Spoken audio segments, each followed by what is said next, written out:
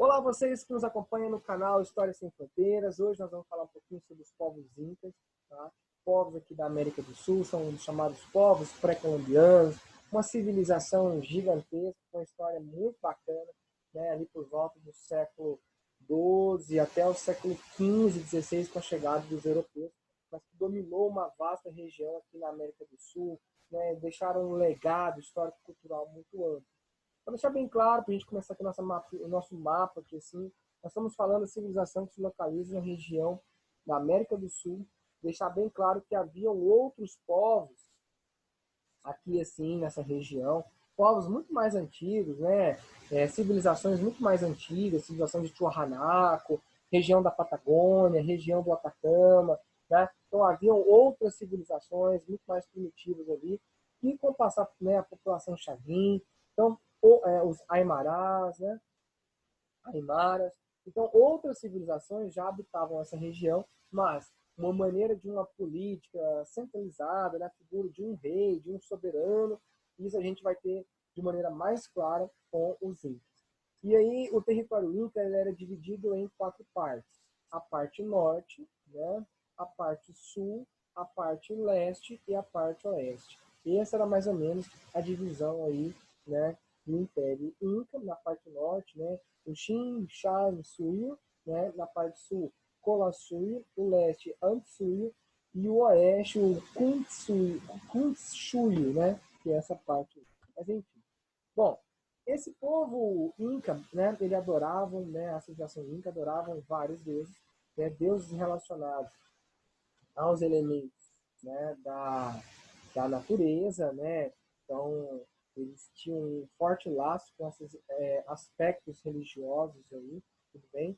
Mas, avançando, né, na nossa aula aqui, a gente vai observar que essas divindades, elas são importantes, né, para esse elemento social, para essa cultura. Lembrando que eles já haviam desenvolvido a técnica da metalurgia, e o principal metal, né, usado para os adornos, para os enfeites, era o ouro. Tá? Bom, continuando. A economia do povo inca era baseada na agricultura, principalmente na região das planícies das montanhas ou também nas encostas de montanhas.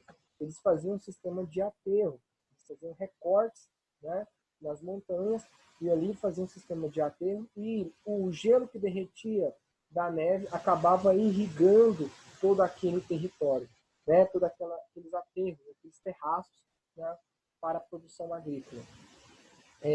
No campo da administração, a gente tem que lembrar o seguinte: o rei então tinha. Pois não, pode falar. Bom, o rei tinha, né, o Inca, né, que é filho do Sol, ligado ao Sol. O Inca, né, o faraó Inca, ele mandava, ele controlava todo esse território com um grande exército. Né? Havia os elementos religiosos que também controlavam essa região aí dos Incas, e eles tinham um sistema administrativo muito bem eficiente. Tá? Não haviam desenvolvido nenhum tipo de escrita, mas tudo que eles faziam, eles tinham um sistema de corda, eles amarravam, faziam essas amarrações, e cada nó representava uma parte, né, da história desse povo. Como eu havia dito, é uma região montanhosa, né? É uma região montanhosa, então eles, né, faziam esses recortes, como eu mostrei aqui para vocês, aqui a região de Machu Picchu, faziam a sua agricultura, dependiam da época do outono, onde a neve vai derretendo, né, e vai descendo para as partes mais baixas, promovendo aqui a formação de rios, de afluentes, e aí essas águas que escorrem pelas montanhas é que vai irrigando essa produção agrícola. A lhama é o principal animal, né, que faz o transporte dessa toda a produção agrícola. A lhama também servia para a produção de carne, de leite, tá? E também para o transporte. Um animal bem simpático. Dessa família da lhama tem a alpaca e tem a vicunha. Bom, nas vilas que habitavam ali a região dos Andes, como eu havia dito, é uma produção agrícola, né? Baseado ali no trabalho servil. Então tinha o chefe daquela aldeia, daquela região chamado de curaca, né? Então esse curaca ele controlava todas aquelas cidades, aquelas aldeias, e eles tinham que Vitor, pagar... Oi? você vai disponibilizar esse slide pra gente? Sim, assim como eu disponibilizo não só o slide, você viu que eu mandei no grupo de vocês, na última aula, né? Aham. Eu vou mandar o slide e vou mandar o vídeo também, o link. Ah, tá, obrigada. Tranquilo, querida, beleza. Vamos lá. Então, olha só, esses incas, né? Eles tinham a construção de obras públicas pela forma de pagamento de impostos. Também criaram um sistema de pavimentação, de calçamento das ruas com pedras. Desenvolviam um sistema de vilas, né, e organização das vilas, construíam pontes, né, principalmente para ligar de uma montanha para outra, então faziam pontes aéreas, né, amarradas com cordas. Voltando à situação do curaca, né, que é aquele cara que controla ali todo aquele território. Então tinha um imposto, né, na construção de obras públicas chamado de mita, né, porque eles pagavam na produção braçal ou na produção de alimentos, mas era uma forma de produção. Quando os espanhóis chegaram aí na região dos Incas, né, do Vicente Pizarro, né, aí quando eles chegam ali na região dessa América Andina, da América do Sul, eles vão aderir ao sistema de mita também dentro da coroa, dentro dos territórios espanhóis.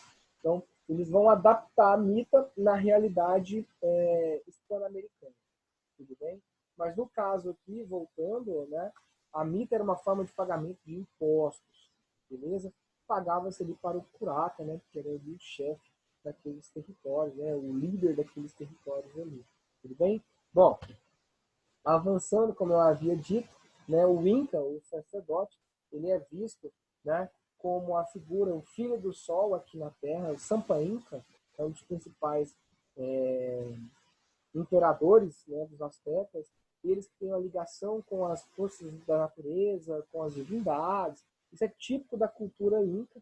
E quando você visita o território ali da América do Sul, né, Machu Picchu, você olhando para do alto as montanhas, observando aquelas montanhas, dá aquela sensação de perceber de fato que a natureza colabora para essa sensação, para esses sentimentos aí, né, da ligação dos deuses com os homens, né?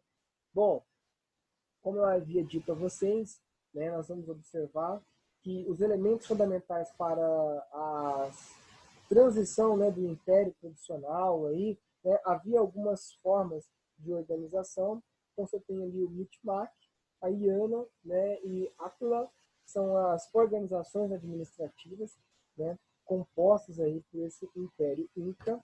Ah, bom, enfim, aí eu, né, há muitos anos atrás, há mais ou menos quase 2008, né? Deve ter mais ou menos aí uns 12 anos atrás, 13 anos atrás, mais ou menos, né? Quando eu estive lá na região de Machu Picchu, né, visitando as montanhas. Aqui é o lago Titicaca, como eu havia apresentado a vocês também, né?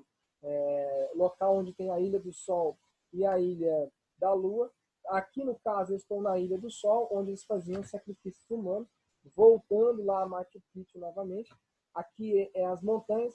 Se você observar as montanhas, dá a impressão que tem um rosto humano saindo, né, da terra, né, um espírito da montanha.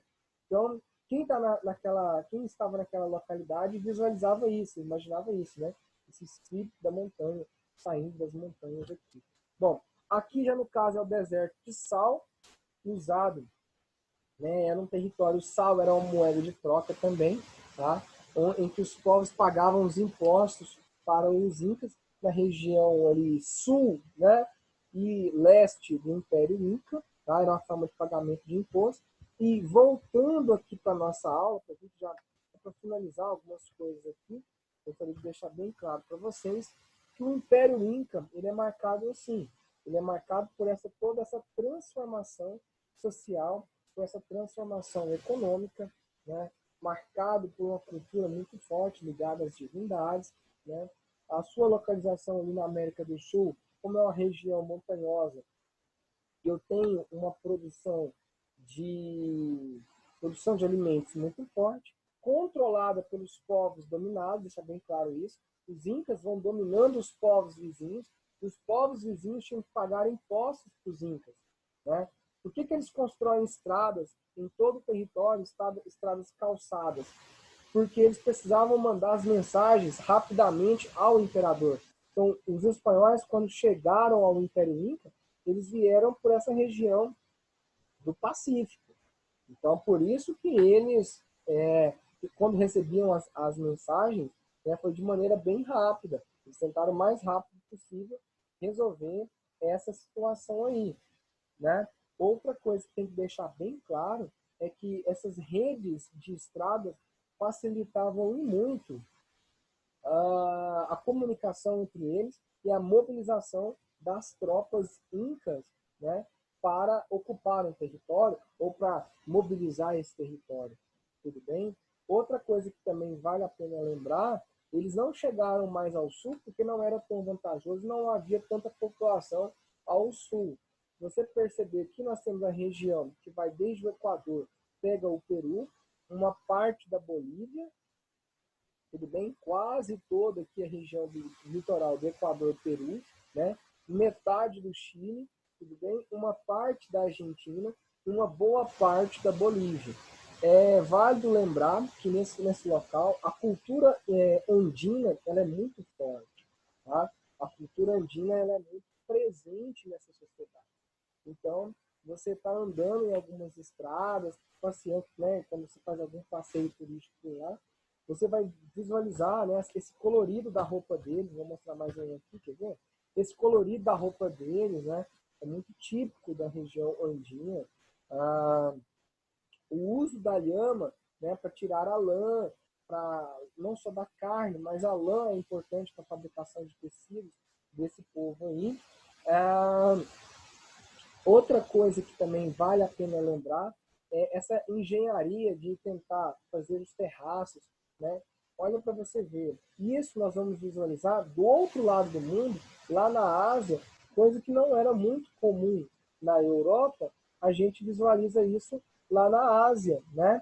Esse sistema de terraço com os japoneses, com os asiáticos. Só que eles não entraram em contato com os andinos. Isso que é o louco. Como que esse povo desenvolve, né? Eles imaginam fazer o sistema de terraço, que é esse caso aqui, assim, esses terraços aqui, ó. Como que eles desenvolvem esses terraços se eles não tiveram um exemplo? Eles desenvolveram, né, meio que do nada. Então, isso que é o legal da história. Em locais diferentes, em momentos diferentes, a necessidade do homem, necessidade material, de procurar, né, uma melhor qualidade de vida, acaba forçando eles a desenvolverem essa tecnologia. Mas, gente, no mais, eu gostaria de agradecer a todos vocês pela participação. Todas as recomendações serão apresentadas a vocês e até a nossa próxima. Um abração para todos vocês. Um abraço, galera.